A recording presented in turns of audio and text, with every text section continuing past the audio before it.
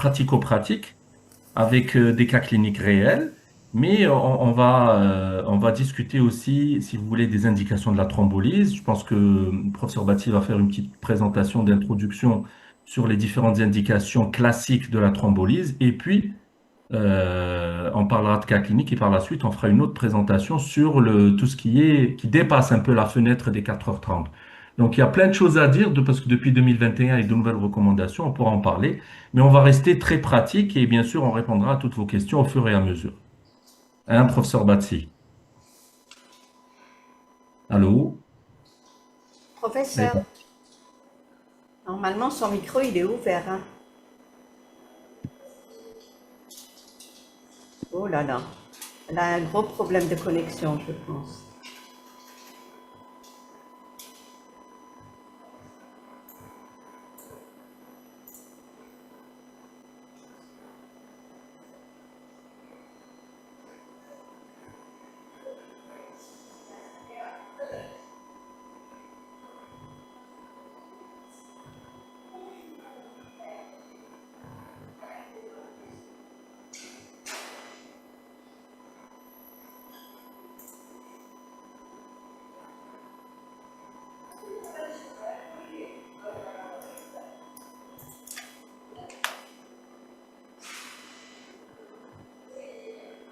Alors, je vous ai activé le son. Activez votre son, professeur. Voilà. Alors, c'est bon. Madame Gougam, laissez-moi le micro. Parce que Laissez le micro, c'est vous qui êtes en train de l'éteindre. Ah, mais quand je l'éteins, c'est pour le réactiver après. Et quand je l'éteins, il ne se réactive pas. C'est pour ça. D'accord. Alors, il est allumé, le micro. Bon, Et elle a un problème de connexion, du coup, on va inverser le programme. Donc, elle allait faire une présentation, puis on parlera de cas cliniques. Et j'allais parler à la fin de la filière et de la prévention. Donc, je vais présenter la filière au début. d'accord. Et après, le temps qu'elle arrive, on parlera de sa présentation et des cas cliniques, si vous le voulez bien. L'essentiel, on commence. Parce que là, Voilà, on il commence à commence. impatienter. D'accord, on commence. Voilà. Alors, je partage mon écran. Il faut juste arrêter votre partage. Vous avez partagé, je crois, Madame Gougam. Non, je n'ai pas de partage. Si, il y a votre écran, t'as Zoom, هذا شكون عم partagé. Je l'ai à me partager, sinon, non, Il y a personne n'a. quelqu'un. C'est Hiya, Batsi. Waqila. Bon, je vais essayer de partager, mais ils me disent quelqu'un partage, ils me laissent pas. C'est Batsi. Ouh là là. Batsi. Batsi, enlevez le partage. Mais cacha. Mais Ça, si elle n'a pas Kajra, de elle essaie de connexion. se reconnecter. Oh là là. Vous, sinon, vous la. خرجيها ما Alors, تقدريش. s'il y a quelqu'un qui est. Attendez. Je vais aller vers.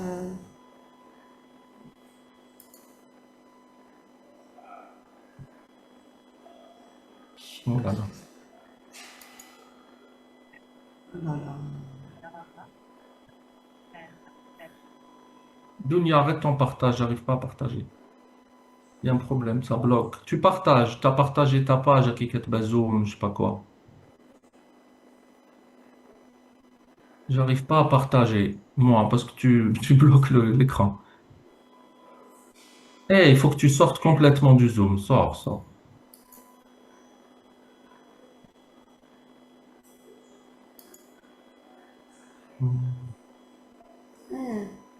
Parce que moi, j'arrive pas à partager. Oh, L'écran super. est bloqué par ton écran. Il y a un micro qui est ouvert et qui est. Non. Hmm. Non, ouais, il est toujours bloqué. J'arrive pas à partager. Je viens de dire là que plusieurs participants peuvent partager et on va voir D'accord. si ça Ok. va marcher. Bloqué à toutes. Ok, Madame Goga. Allez-y. Essayez. Ah, voilà. Ça vient? Alors, vous voyez? Non. Ah bah, c'est partagé chez moi, hein. Voilà.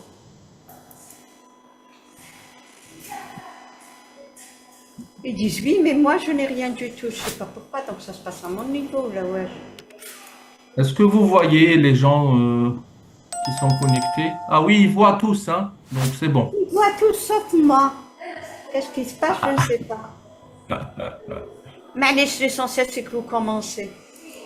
Alors, Il y a un ben, problème du chez coup, le moi. programme, je m'excuse, mais le programme, du coup, Alors, est légèrement modifié. dans le programme, l'essentiel, c'est que vous m'écoutez, vous m'entendez.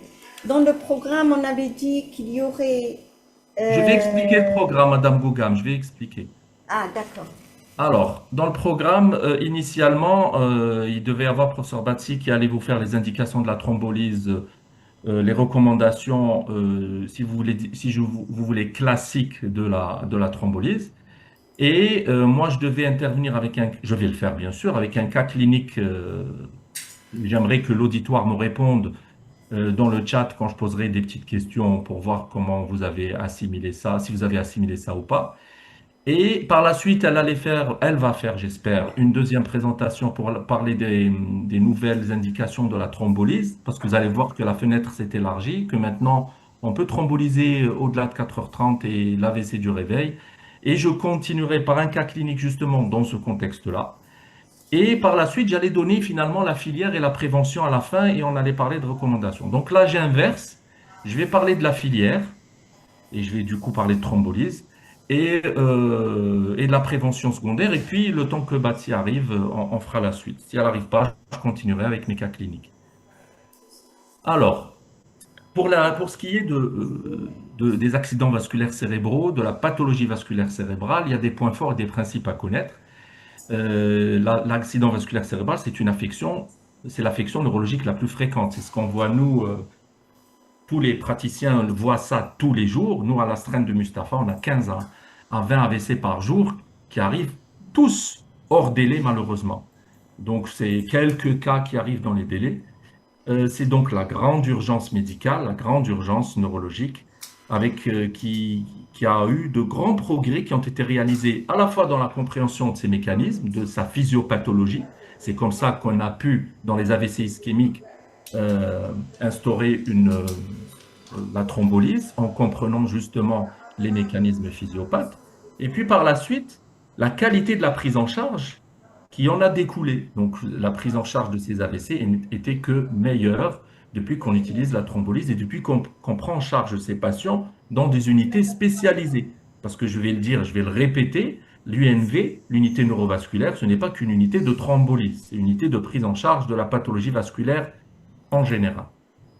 Alors, autre point fort, c'est l'hospitalisation le plus rapidement possible dans une structure idéalement spécialisée qui est un facteur essentiel pour le pronostic ultérieur.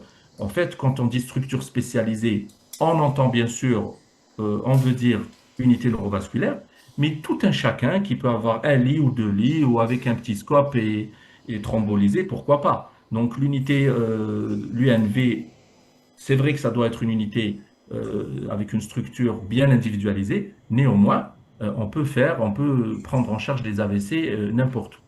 Alors, élément clé à ces principes, c'est l'accès à l'imagerie cérébrale qui doit être priorisé, qui doit être le plus rapidement possible, et que le patient puisse arriver rapidement dans cette unité spécialisée. Time is brain en matière d'AVC, c'est-à-dire que le temps, c'est le cerveau, que les neurones sont en train de mourir et qu'il faut donc faire vite. C'est ça les principes qu'il faut connaître.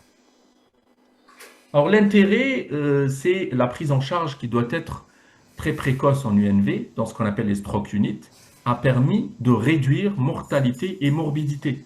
Donc, c'est des patients qui ont vu leur taux de mortalité nettement baisser depuis qu'ils sont pris en charge dans des UNV et les séquelles fonctionnelles sont beaucoup moindres quand ils sont pris en charge comme ça de façon pluridisciplinaire et de façon complète et exhaustive.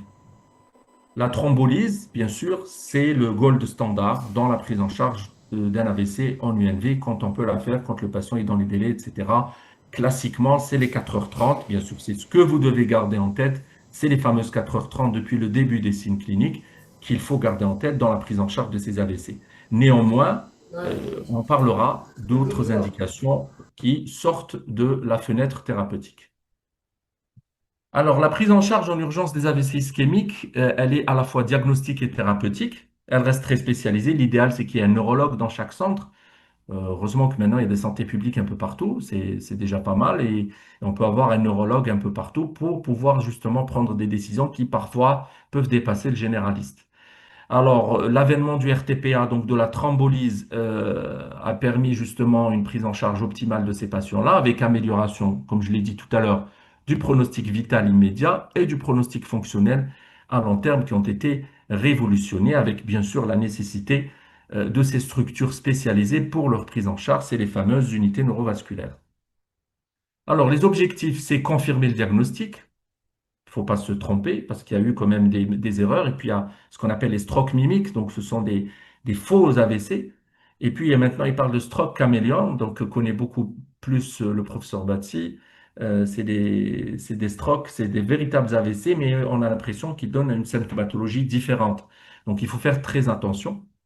Autre objectif de cette prise en charge, c'est identifier la cause de l'AVC et le mécanisme de l'infarctus, dont va dépendre bien sûr le pronostic ultérieur.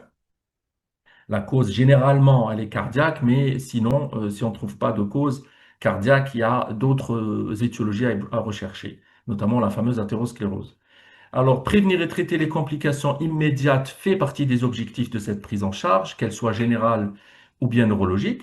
Donc, faire attention à un pic hypertensif, à un pic glycémique, à un pic de fièvre, ou au contraire, une hypotension, etc., et qui peuvent gréver le pronostic vital et aggraver les lésions ischémiques, cette fameuse pénombre dont on va parler. Et puis surtout, autre objectif, c'est de débuter le plus tôt possible le traitement approprié s'il y a indication, bien sûr. Alors, tout ça, c'est pour arriver à la fameuse thrombolyse de ces infarctus. Donc, l'AVC, ce n'est pas que l'ischémique, mais là, je vais parler, euh, si vous voulez, essentiellement d'AVC ischémique. Mais le professeur Batsi, je pense qu'elle a un cas clinique sur les AVC hémorragiques et les thromboses veineuses, et elle pourra vous en parler. Alors, le but, c'est désobstruer l'artère occluse, une débauchée ou l'artère, c'est ça le but, à l'origine de l'infarctus, par voie intraveineuse, dans les délais des 4h30, et pour améliorer, si vous voulez, le pronostic fonctionnel de ce patient, et bien sûr même le pronostic vital. Et puis, en plus de la thrombolyse, il y a ce qu'on appelle la thrombectomie, qui peut intervenir, elle, avec ses recommandations qui sont différentes un peu de la thrombolyse. Elle peut compléter la thrombolyse comme on peut la faire de façon isolée. Alors, juste un mot de physiopathe. Vous savez que quand on a une artère qui est obstruée, il y aura une souffrance du tissu cérébral. Et quand l'infarctus qui est en rouge là s'installe, ce sont des neurones qui sont morts et qui malheureusement ne répondront à aucune thérapeutique de recanalisation. Mais vous avez ce qui est en jaune, que vous voyez ici dans le graphe, et que vous voyez ici. Malheureusement, enfin, le jaune, c'est ce qu'on appelle la zone de pénombre. Ce sont des neurones qui sont encore vivants, mais qui souffrent de l'infarctus. Donc, le problème de ce jaune-là, c'est qu'il est temporaire. Donc, tant qu'on avance dans le temps, tant que le jaune diminue, tant que cette pénombre diminue, et tant que la fenêtre thérapeutique va être réduite, et de ce fait, on ne peut pas thromboliser. Donc, tant qu'on a cette pénombre, on peut agir en thrombolisant. Et le but, bien sûr, étant d'éviter la transformation de la pénombre en infarctus. La pénombre, je redéfinis encore une fois, c'est une région qui participe au déficit clinique. Donc, on aura cette fameuse hémiplégie ou aphasie ou tout ce que vous pouvez avoir comme trouble neurologique post-AVC. Mais donc, l'infarcissement peut être évité par la recanalisation parce que c'est une zone hypoperfusée, mais qui est transitoirement viable et pouvant être la cible des thérapeutiques de recanalisation. Quand on regarde ici, Voilà, on voit que la c'est fenêtre thérapeutique, tant j'espère que qu'on- je pourrai partager. coupez le micro s'il vous plaît, je vous entends. Alors, quand on avance dans le temps, la zone de pénombre, je vous ai dit, diminue et D'accord. la récupération des patients va être moindre. أنا je vois les diapos أنا. إيه d'accord. Quand on arrive à 4h30, D'accord. on est entre 25 et 20% seulement de tissu cérébral viable et qui peut répondre à une éventuelle thérapeutique de recanalisation ou thrombolyse. C'est pour ça que time is brain, c'est ça le principe que vous devez comprendre. Alors, dans cette présentation, justement pour faire vite, pour rester dans le temps et pour répondre aux recommandations internationales, nous devons suivre ce qu'on appelle une filière de soins, une filière neurovasculaire. Cette filière doit être bien coordonnée. C'est ça le principe pour améliorer, si vous voulez, pour réduire le délai de prise en charge de ces patients-là. Il faut que ces patients passent par cette filière. Alors, cette filière est divisée en deux parties. Vous avez la filière préhospitalière, la phase préhospitalière, c'est de l'apparition des symptômes à l'admission du malade, lorsqu'il arrive à l'hôpital, à la porte de l'hôpital. C'est cette phase-là qui est importante et c'est malheureusement cette phase-là qui conditionne le délai de prise en charge des AVC. Et puis, vous avez la phase intra-hospitalière où c'est nous, les professionnels de santé, qui pourrons améliorer son délai. Cette phase intra-hospitalière, quand on est dans un grand hôpital où le patient, où il y a du monde, où le patient va faire son scanner en radiologie, va faire son bilan en biochimie, et il va revenir aux urgences et puis il va faire la queue avec les autres malades. Donc, cette phase-là, elle ne complique pas les choses. Donc, dans cette présentation, on va discuter de ces deux phases. Je vous ai dit la phase préhospitalière et I told her, onset to arrival, c'est-à-dire OTA, c'est depuis le début des symptômes jusqu'à l'arrivée à l'hôpital. Et puis vous avez la deuxième phase, la phase intra-hospitalière qu'on appelle door to needle time, c'est-à-dire de la porte à l'aiguille, qui, elle, va être aussi conditionnée par beaucoup de facteurs qui peuvent allonger cette phase. Cette phase, on va les détailler, elle est divisée en deux parties la partie door to imagine time, c'est-à-dire de la porte jusqu'à l'imagerie, jusqu'au moment où il fait son scanner ou son IRM.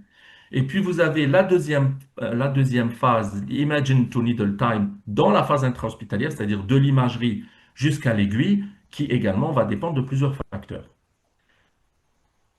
Alors, en préhospitalier, qu'est-ce qui se passe? En fait, dans le meilleur des mondes, dans l'idéal, c'est que le patient appelle le SAMU ou la famille des patients appelle le SAMU et le SAMU, il y aura un médecin dedans ou à la limite un pompier ou un infirmier qui va lui essayer de gagner du temps dans l'ambulance ou chez le patient lorsqu'il l'emmène à faire la première partie de l'interrogatoire qu'il va vous donner tout de suite après. C'est ce qui se passe en Europe, c'est ce qui se passe en Amérique du Nord et c'est ce qui conditionne justement la prise en charge. Alors, dans cette partie de l'interrogatoire, toujours en préhospitalier, il va recueillir les antécédents du patient, les traitements qu'il prend. Donc, est-ce qu'il a des facteurs de risque vasculaire? Est-ce qu'il a des antécédents d'AVC ischémique ou hémorragique? Est-ce qu'il a fait une chirurgie récente? Est-ce qu'il porte un pacemaker dans le cas où on fait une IRM ou autre chose? Est-ce qu'il a des troubles cognitifs avant? Et quel est l'état d'autonomie actuel? Donc là, vous pouvez poser des questions très rapidement, hein. En fait, vous pouvez le faire dans l'ambulance. Et puis les traitements, les anticoagulants, est-ce qu'il prend des antivitamines K? Est-ce qu'il prend des anticoagulants oraux? Est-ce qu'il prend de l'aspirine ou autre? Donc ce sont toutes les questions que vous pouvez poser en préhospitalier. Et si la famille est présente, il faut demander la dernière ordonnance de ce patient. En deuxième partie, vous allez toujours essayer d'interroger le témoin qui était présent lors du déficit pour essayer de rechercher justement la nature précise des symptômes. C'est important parce qu'il y a des strokes mimiques, il y a des choses qui peuvent vous faire errer de votre diagnostic. Et puis, rechercher l'évolution. Est-ce qu'il s'aggrave? Est-ce que ça régresse? Est-ce que c'est stable? Donc, sur le plan clinique. Et puis, vous allez également poser la question sur l'heure de début des symptômes de façon précise, ou bien l'heure d'appel lorsqu'ils ont appelé les urgences, ou l'heure à laquelle le patient a été vu normal, ou bien pour la dernière fois. Donc ça, c'est important pour faire sortir les choses. Et si AVC du réveil, on en parlera tout à l'heure, je pense que le professeur Batti va en parler, et puis moi peut-être dans un cas clinique, demandez s'il s'est levé la nuit, à quelle heure il s'est levé, et s'il avait des symptômes à ce moment-là, pour essayer d'avoir l'heure de début. Et s'il n'a pas eu de symptômes, demandez l'heure du coucher, à quelle heure il s'était endormi en parfaite santé. Vous voyez, donc c'est une véritable enquête policière qui va permettre de rechercher tous ces éléments-là. Vous allez faire rapidement une tension artérielle, une fréquence cardiaque. On n'est pas arrivé à l'hôpital, hein. On n'est pas arrivé. Vous essayez d'avoir une saturation en oxygène, le patient entend des cubitus. Il faut essayer de faire parler le malade pour voir s'il a une dysarthrie ou au contraire une aphasie ou des troubles de la compréhension. Donc on est dans les troubles du langage. Rechercher sommairement un déficit moteur sensitif, une ataxie, une amputation du champ visuel, etc. C'est dans l'idéal qu'on ferait ça. Mais chez nous, ça ne se passe pas comme ça, puisque ce sont les parents qui ramènent le patient directement à l'hôpital. Donc, s'il y a suspicion d'un AVC qui est confirmé, on le conduit le plus vite possible à l'UNV la plus proche. Il arrive à l'hôpital, que faites-vous? En fait, c'est une urgence diagnostique et thérapeutique, donc vous devez hospitaliser, confirmer l'AVC et son type, ça on va le voir, faire le bilan de l'AVC, orienter s'il y a une UNV à côté, vous l'orientez tout de suite vers l'unité, vers l'UNV, Et puis surveiller, faire la prévention et traitement des complications neurologiques et générales. Et puis, pourquoi pas, faire le traitement recommandé à la phase aiguë. Alors, vous confirmez votre AVC, c'est par l'imagerie. Je vous donnerai des détails de l'imagerie dans un cas clinique que je vais vous présenter tout à l'heure sur l'ischémie. Alors, soit vous êtes dans l'AVC ischémique, soit vous êtes dans l'AVC hémorragique, donc l'hypodensité ou l'hyperdensité. Donc, c'est l'imagerie qui est donc seule capable de distinguer ces deux types d'AVC. Et le scanner, c'est de loin l'examen le plus souvent réalisé. Mais l'idéal, c'est vrai que c'est l'IRM, hein. Donc, quand on peut faire une IRM rapidement, pourquoi pas? Mais sinon, le scanner reste quand même ce qu'on fait le plus dans nos hôpitaux. Et puis le patient, le but, c'est qu'il arrive à la thrombolyse, qu'on injecte le produit, quand on est dans les 4h30 et on espère une meilleure évolution. Après, il y a la thrombectomie qui est reconnue depuis 2015 après 5 études positives qui ont montré le bénéfice de cette recanalisation mécanique qui peut se faire en complément du thrombolyse ou parfois même sans thrombolyse. Donc, on l'a fait en cas d'occlusion des gros vaisseaux en proximal, il faut retenir ça, en proximal. Quand l'AVC a moins de 6 heures, contrairement à la thrombolyse où c'est 4h30, là on peut aller à 6 heures, et que le patient ait un score, donc le score NIHSS, le NIS, on va vous le détailler tout à l'heure parce que ça c'était prévu que ce soit une présentation à la fin pour faire un petit peu un résumé de tout ce qu'on a dit. Donc le NIS doit être supérieur à 6 et que la lésion ne soit pas très étendue à l'imagerie. Malheureusement, cette thrombectomie, il faut qu'elle soit faite par de neuroradiologues interventionnels, parfois même des neurologues à l'étranger qui font ça. Mais il faut qu'ils disposent justement du matériel qu'il faut, matériel qui n'existe qu'à l'hôpital de Blida, mais malheureusement, les malades n'arrivent pas forcément dans les temps et ça ne se fait pas. Alors là, c'est juste un arbre décisionnel qui résume ce que j'ai dit. Le patient arrive dans les 4h30, il est éligible à la thrombolyse, on injecte. Entre 4h30 et 6h, si c'est une occlusion proximale, il reste éligible donc à la thrombectomie. Au-delà de 6h, ça, c'est les recommandations qu'on avait avant 2020-2021. Mais après 2021, des choses qui ont changé, hein. Après 6h, c'est la prise en charge conventionnelle. Alors, juste un mot sur ce qu'on avait fait à Mustapha, pour vous dire les embûches qu'on avait rencontrées très, très brièvement.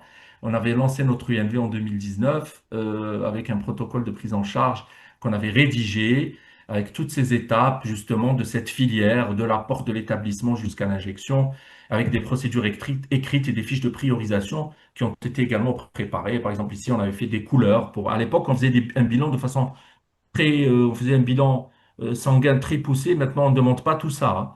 Donc, on avait fait des couleurs pour que le patient, on avait mis SOS AVC pour que le patient soit priorisé dans la prise en charge. Et on avait commencé le 8 février, la première thrombolyse, on avait faite le 2 mars. Et jusqu'au 15 septembre, on a eu 250 patients qui sont passés par cette filière. Il y a eu 24 thrombolyses seulement effectuées. Donc, c'est un patient sur 10 qui a été thrombolysé. Alors, on a eu 3 décès par AVC massif et un qui a fait une transformation hémorragique après la thrombolyse. Les patients qui ont été thrombolysés se sont améliorés instantanément avec un gain en moyenne d'UNIS de plus de 4 points. Et le score Rankin, qui est un score fonctionnel de handicap à 3 mois, qui permet aussi d'évaluer justement le bénéfice de votre thrombolyse, ils ont gagné au moins 1 point à 3 mois. Et on avait remarqué qu'il y avait des motifs. Quels étaient les motifs de recusation de la thrombolyse chez nous à Mustapha? C'était tout ce que je vous cite ici, mais essentiellement le délai qui était dépassé. Il n'arrivait pas dans les délais, il n'arrivait pas dans les 4h30. Le score NIS qui était bas ou élevé, il y avait des cas d'AVC hémorragique, d'AIT. Maintenant, l'AIT, ça se discute, et l'AVC du réveil, on ne les thrombolysait pas. Maintenant, on peut les thromboliser si on dispose d'une IRM et d'une perfusion. Les malades sous anticoagulants, l'AVC récent de moins de 3 mois, et puis les retards des bilans et la non-disponibilité parfois du scanner. Malheureusement, il y avait parfois des pannes fréquentes de scanner qui faisaient qu'on ne thrombolisait pas parce qu'on n'avait pas d'imagerie. Donc les goulots d'étranglement de notre filière, il fallait les identifier. Il faut les identifier, ces obstacles, afin d'empêcher que cette filière ne parte en désuétude et accélérer la prise en charge et la thrombolyse. Donc, optimiser les stratégies à adopter pour améliorer la prise en charge en UNV va agir sur les phases que je vous ai citées, la phase préhospitalière jusqu'à l'arrivée aux urgences, et puis les 2 phases en intra-hospitalière. Donc, les recommandations de la phase préhospitalière, c'est l'éducation grand public, Donc là, c'est les informations grand public, les programmes d'information, la presse, la radio, les réseaux sociaux. Nous, on avait fait à l'époque une étude en ligne qu'on avait postée dans Google Forms et puis on a eu plus de 4000 participants et puis on s'est rendu compte qu'il y avait seulement moins de 20% des gens qui étaient tous universitaires hein, qui savaient qu'il y avait une thrombolyse et qu'il y avait un délai dans la prise en charge. Pour vous dire que l'éducation grand public est importante. Pourvu que le patient est un fils ou une fille qui a lu ça, ou un parent qui est médecin ou cousin qui يوعيهم ويقول لهم c'est le délai des 4h30, que, on peut avoir plus de thrombolyse. En phase préhospitalier, c'est la notion de transport rapide qu'il faut améliorer. Les patients viennent avec leurs propres moyens en voiture, donc il faut améliorer ça. Les différentes UNV du pays doivent être identifiées pour que vous sachiez où adresser vos patients. Et puis, l'information et la formation des professionnels de santé, c'est ce qu'on est en train de faire maintenant, qui permet d'améliorer cette phase préhospitalière. En intra-hospitalier, il y a eu beaucoup d'études qui ont essayé d'évaluer justement les facteurs qui pouvaient justement allonger cette phase intra-hospitalière.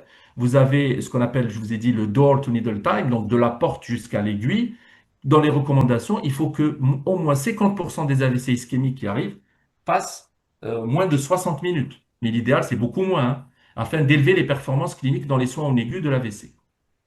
Il y a même des équipes qui ont fait ce qu'on appelle ces stroke étapes, si vous voulez, pour se remettre en cause, en fait. Ils se sont dit, quand le patient arrive à telle heure, à quel moment il est vu par le patient, à quel moment il est vu par l'agent d'accueil, puis par le patient, quand est-ce qu'il est aiguillé à l'UNV, quand est-ce qu'il est envoyé au scanner. Ils mettent les temps. Et puis, au fur et à mesure, vous allez voir comment améliorer ces temps, où est-ce que ça s'étrangle, où est-ce que ça va pas, où est-ce qu'il y a des obstacles. Alors, dans cette étude, il y a eu 1015 patients qui ont été étudiés entre 2013 et 2015 avec 331 thrombolyses et ils avaient un door de needle time de 19 minutes, ce qui était excellent. Et en fait, pourquoi je vous ai mis cette étude? Parce que comment ils ont amélioré leur délai intra-hospitalier? Tout simplement par une meilleure formation des personnels de santé, les généralistes, les résidents et les neurologues titulaires. Même les neurologues qui ne sont pas spécialisés dans la pathologie vasculaire ne connaissent pas ça. Donc, une meilleure formation des personnels, je répète, qu'on est en train de faire maintenant, va vous permettre d'améliorer ce délai. Donc ici, c'est une autre étude qui a amélioré le délai et là où ça ne marchait pas, en fait, là où ça marchait le mieux, c'est quand malheureusement l'AVC était plus sévère, on le prenait en charge beaucoup plus vite qu'un AVC mineur, alors que c'est pas le but en fait, mais ils se sont rendus compte de ça, c'est une étude américaine. Et puis, tous ceux qui arrivaient en ambulance, contrairement à ceux qui arrivaient avec leurs parents, étaient pris en charge beaucoup plus vite. Et notamment quand ils arrivaient les week-ends, où il n'y avait pas beaucoup de charges de travail. Donc tout ceci améliore le délai. Et là, l'amélioration du délai jusqu'à l'imagerie, c'est toujours prioriser le scanner. Il faut qu'il soit priorisé. Il faut sensibiliser les techniciens de l'imagerie à cette priorisation. C'est pas la fracture qui prime, c'est l'AVC. Transférer aussi vite que possible au scanner et un transfert médicalisé accompagné permet justement, مشي تبعتوا المرض وحده يروح يدير scanner. L'idéal, c'est de l'accompagner pour accélérer cette prise en charge. Pour ce qui est de l'imagerie jusqu'à l'aiguille, c'est en fait l'humain qui fait que ce délai-là va être augmenté. C'est les médecins urgentistes, malheureusement, qui parfois ne voient pas le malade tout de suite, ils le laissent attendre avec, je devine ou je pense qu'il y a beaucoup d'urgences, il n'y a pas que les AVC, mais il faut savoir les identifier pour pouvoir les prioriser, mais également les neurologues, les biologistes qui mettent un délai à vous répondre pour le bilan, parfois même le patient et la famille eux-mêmes qui vous ralentissent parce qu'ils doutent de l'intérêt de la thrombolyse, etc. Donc les problèmes de ce délai-là, de l'imagerie jusqu'à l'aiguille, c'est le délai d'acheminement des tests de laboratoire, le temps d'interprétation du radiologue, la mauvaise coordination des soins entre les différents intervenants et la commande et la préparation du médicament. Et surtout, la décision médicale de thromboliser. Parfois, on met du temps, on prend du temps à thromboliser et on perd du temps à poser l'indication de la thrombolyse. Donc, c'est pour ça que je vous ai dit, ce délai-là, il dépend vraiment de l'humain. Alors, il y a 6 facteurs finalement qui vont influencer la décision de thrombolyse que je vous ai dit. Quand on doute de l'indication de la thrombolyse, c'est quand le patient arrive au-delà de 2h30, donc il est toujours dans la fenêtre, mais parfois on se dit est-ce que ça va l'améliorer ou pas, les recommandations, qu'est-ce qu'ils disent, etc. On est dans les 4h30, on a les recommandations, on thrombolyse. Un score de Rankine à 3, c'est un peu élevé, on se pose la question. Une tension à 18,5 qu'il faut respecter. Un Nice à 5 sans aphasie, Nice bas, c'est-à-dire un score où il n'y a pas beaucoup de handicap. Donc là, on se dit, est-ce qu'on thrombolise? Au contraire, un Nice élevé qui indiquerait un AVC sévère, et puis l'âge supérieur à 85 ans. Tous ces éléments-là ne sont pas des contre-indications, mais peuvent vous faire douter de votre indication.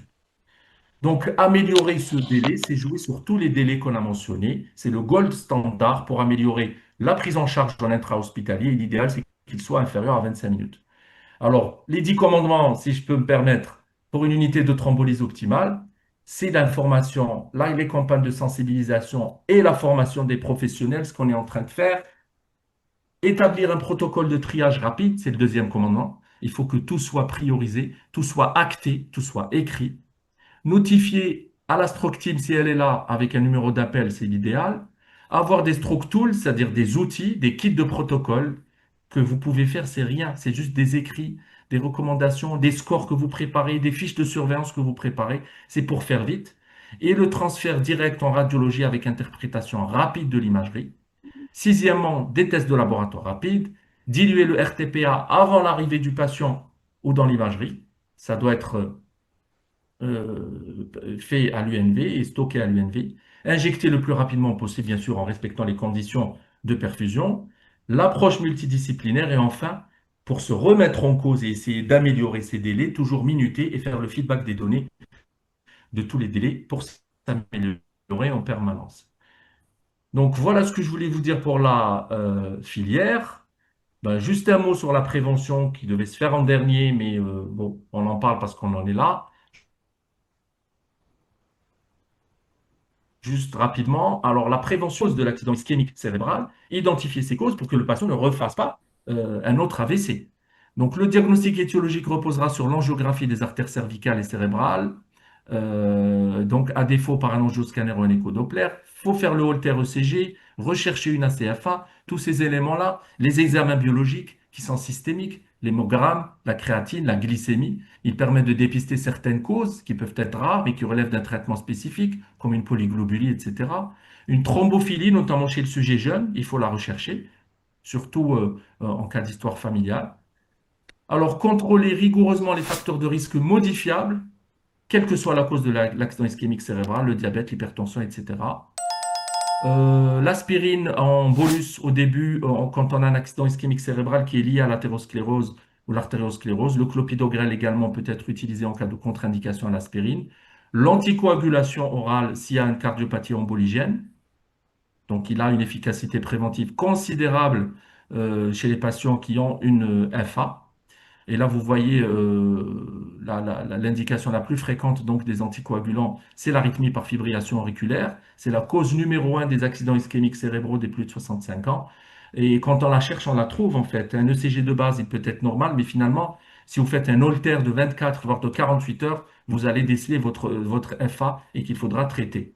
Maintenant, on traite, bien sûr, avant c'était les anticoagulants, les antivitamines K, maintenant c'est les nouveaux anticoagulants oraux qui nous permettent vraiment d'être à l'aise avec cette indication, et bien sûr chez les non-valvulaires.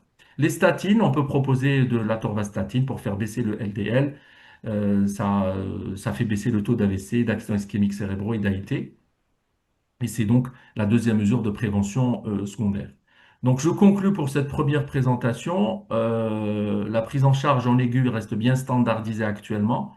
Il y a intérêt d'un bon screening clinique. Il faut identifier l'AVC, il ne faut pas se tromper. On va justement vous montrer des cas cliniques qui peuvent vous semer le doute. La prise en charge, l'idéal, c'est dans des unités neurovasculaires. Mais je vous ai dit, si vous disposez d'un lit en urgence et vous avez un petit scope, pourquoi pas.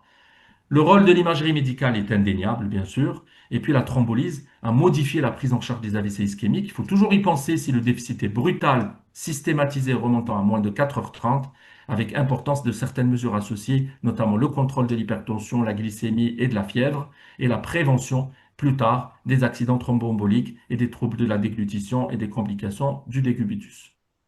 Et je vous remercie. Je crois Merci, que professeur. Bati, elle est avec nous, hein. j'ai vu, je l'ai Manifestez. entendu. Ah, d'accord. Ah, il y a Voilà. Bati. Donc j'arrête mon partage. Non. Oui, d'accord. J'ai Bati, le son, s'il vous plaît, c'est le son, عندك. pas des On, questions. on entend Genre, très mal. On entend très mal. je,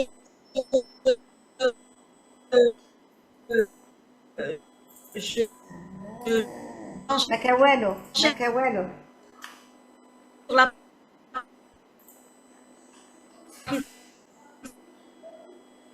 Professeur Kedi a ouvert votre micro quand même.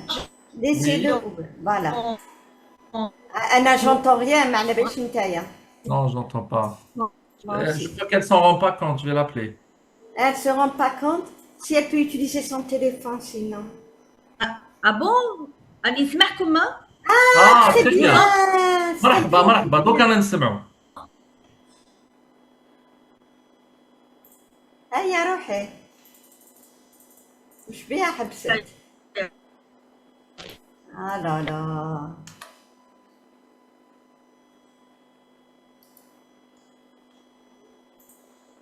Vous êtes sur le téléphone ou sur le micro? Eh, j'ai compris.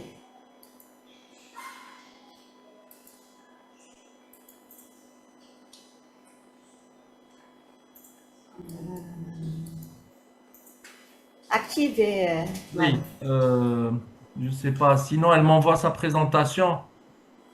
Sinon, sinon. Elle m'appelle. Oui, Dounia. Voilà, elle utilise son Non, t'entends téléphone si pas, elle peut. t'entends pas. Tu peux partager ton écran, je présente, je sais pas comment faire. Euh, Sinon, تبعتها لك عندك. mais on t'entend pas du tout. Du tout, du tout. Tu me l'envoies si tu veux.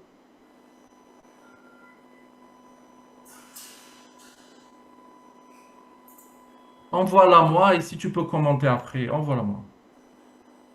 Ah, envoie par mail. Bon, on s'excuse. Bah, Mahal, c'est là les elle va me internet. l'envoyer si vous voulez que je. Mais je vous. Euh, on attend 2 minutes, elle me l'envoie. Oui, bien sûr.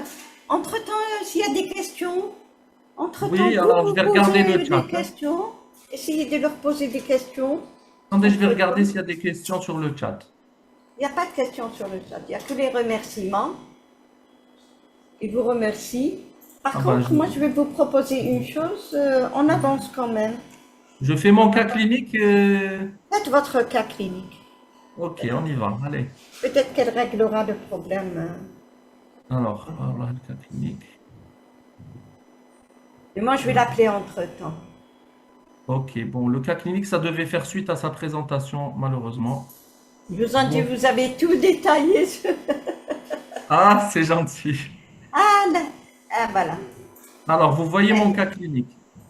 alors, à vous de jouer, chers participants, hein.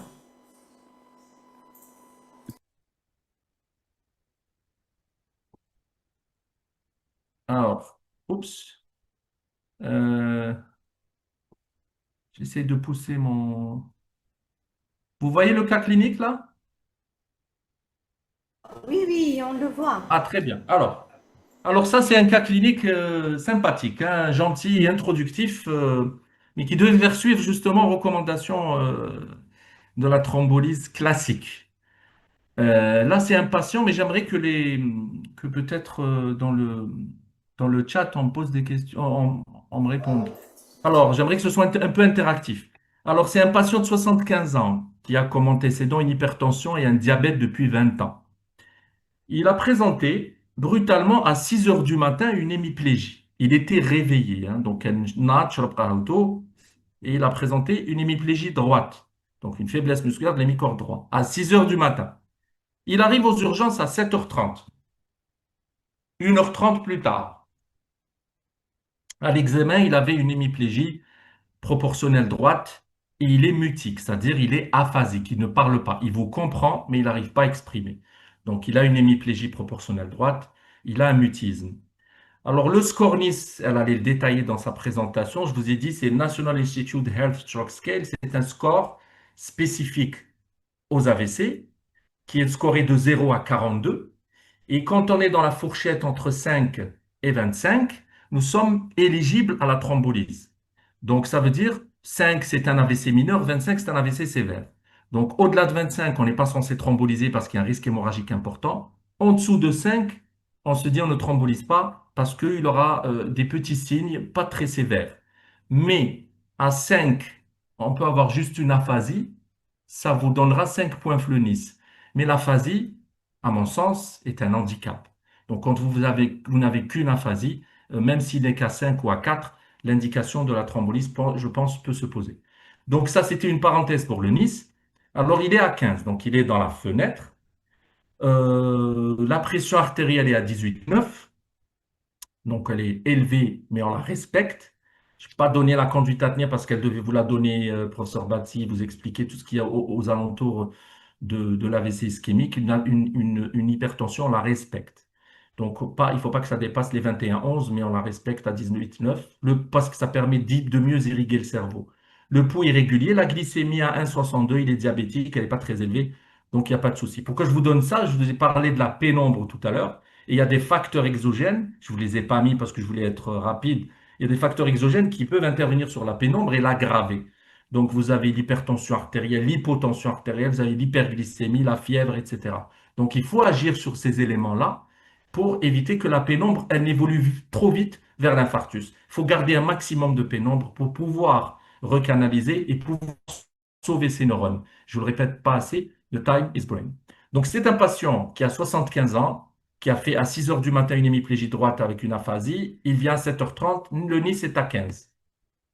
À quoi pensez-vous? Alors, est-ce que je peux avoir des réponses? Je vais voir le chat.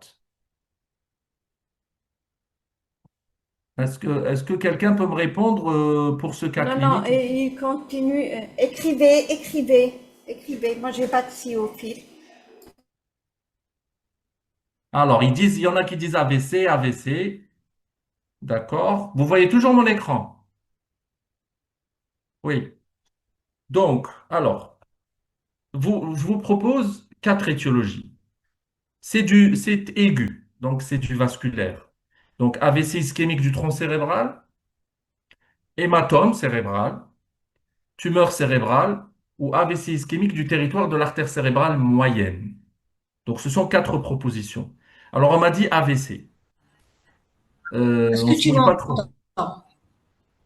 Pardon? Vous Alors, m'entendez? on Vous t'entend. m'entendez? On t'entend. Vous Je- m'entendez? Ah, On t'entend ah, très très bien, bien. on t'entend très bien. J'attends, Termine le cas clinique. C'est je juste. finis mon cas clinique. D'accord. Donc finalement, vous pensez à du vasculaire. Vous pensez, on ne peut pas dire AVC ischémique sans avoir fait une imagerie. Je ne vous ai pas donné le scanner. Donc vous êtes en droit de penser à un hématome cérébral. Et vous êtes en droit de penser à un AVC ischémique du territoire de l'artère cérébrale moyenne parce qu'il y a une hémiplégie, une aphasie. Donc c'est typiquement l'artère cérébrale moyenne, ce qu'on appelle l'artère sylvienne. Donc oui, vous avez le droit. Mais une tumeur cérébrale, exceptionnellement, peut donner un tableau aigu, mais c'est rarement aphasie et hémiplégie. Donc j'ai mis point d'interrogation, mais le vasculaire reste l'étiologie la plus fréquente. Alors on fait un scanner chez ce patient, le scanner est normal. Voilà. Alors, scanner normal, est-ce qu'un scanner normal peut éliminer un AVC à la phase aiguë? On est à 1h30, je vous rappelle, on est très aigu. Est-ce que le scanner normal peut éliminer un AVC à la phase aiguë? Oula, est-ce qu'un scanner cérébral n'est pas sensible pour visualiser un AVC les premières heures? Oula, on ne traite pas quel que soit X parce qu'on n'a pas d'IRM. Finalement, le scanner est normal, c'est une conversion hystérique.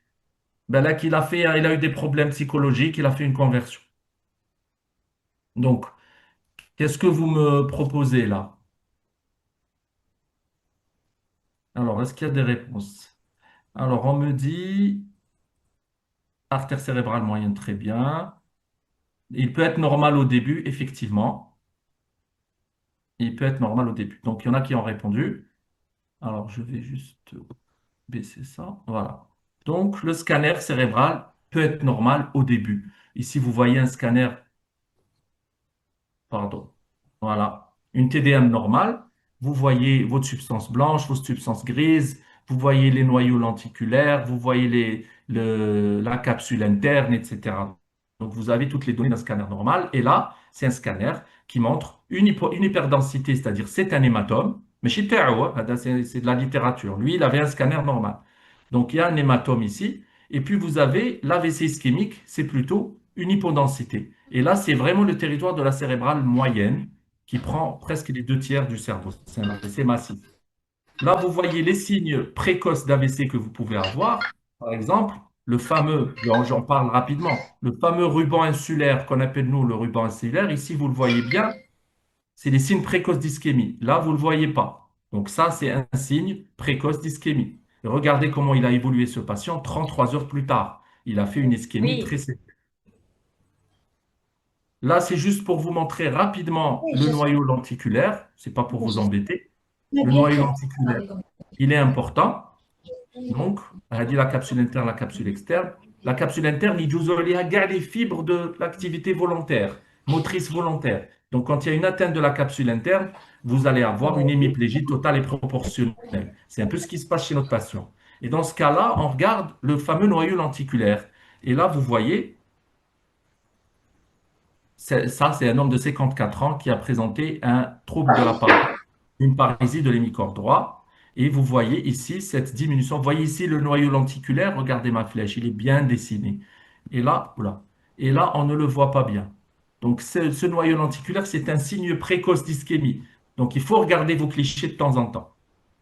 Et vous avez la différenciation cortico-sous-corticale, substance blanche, substance grise, qui est un autre élément qui pourrait évoluer qui pourrait être des signes précoces. Donc ici, on ne voit pas bien la différence entre la substance blanche et la substance grise. Regardez comment il a évolué ce patient après 28 heures. Donc c'est un AVC massif. Et la même chose pour l'effacement des sillons. C'était juste des petits signes que je vous montre pour que vous sachiez qu'un scanner est normal, mais il faut regarder parce qu'il y a parfois des signes précoces d'ischémie que vous ne trouverez pas.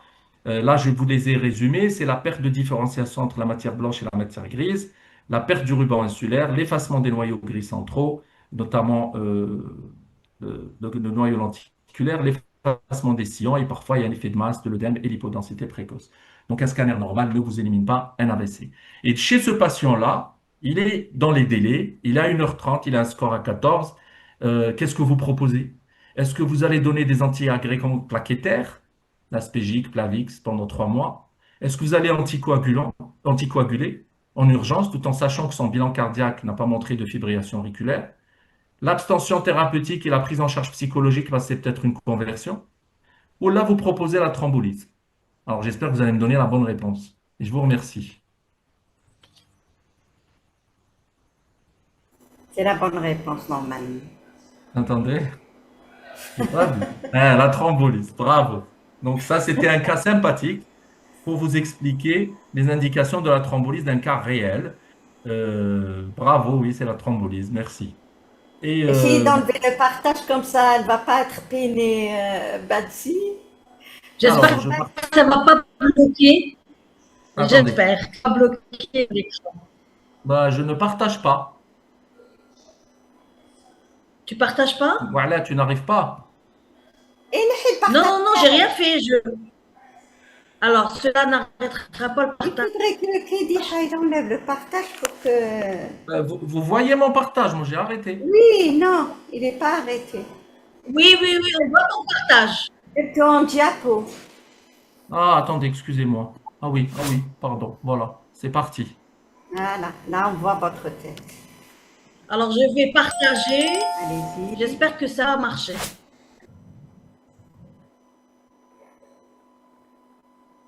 Batsy.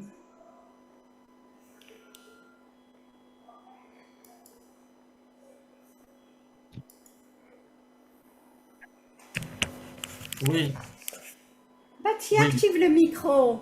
Active le micro, monsieur. Active le micro, tu l'as désactivé. Il est désactivé depuis tout à l'heure, j'arrête pas de cliquer. Catlex est activé, je ne sais pas. Non, c'est pas activé chez moi. Elle a un problème. Tu fais passer les diapos, je parle.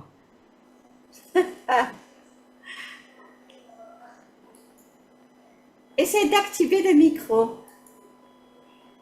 Catlex, elle est bloquée. Activez-la, Madame Gougam. Non, j'essaye. Depuis tout à l'heure, hein, quand elle m'a appelé. Non, Ah là, alhamdoulilah. Mais on n'entend toujours pas. Je crois que vous devriez utiliser la méthode des plaques Mtatahda. Je sais pas. Dounia, fais défiler les plaques. Je vais présenter. Je n'ai pas vu cette présentation, mais je vais la découvrir. Dounia. Et le sang, il y est, hein.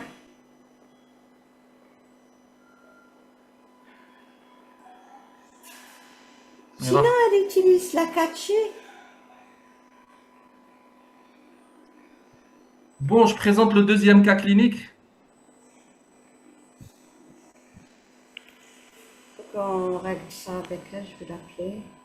Je réponds aux questions. Alors, il y a une autre Vous question de répondez aux questions, vous Ali répondez aux Menjli questions. qui disent est-ce qu'on peut donner des antiagrégants plaquettaires et une anticoagulation avant la thrombolyse comme je sais pas, je sais pas quoi. Bon, non, avant la thrombolyse, on va donner d'anticoagulation. Bon, si le patient est sous anticoagulant, il faut vérifier son INR et s'assurer qu'il est dans la bonne fourchette pour pouvoir thrombolyser parce qu'il y a un risque hémorragique important.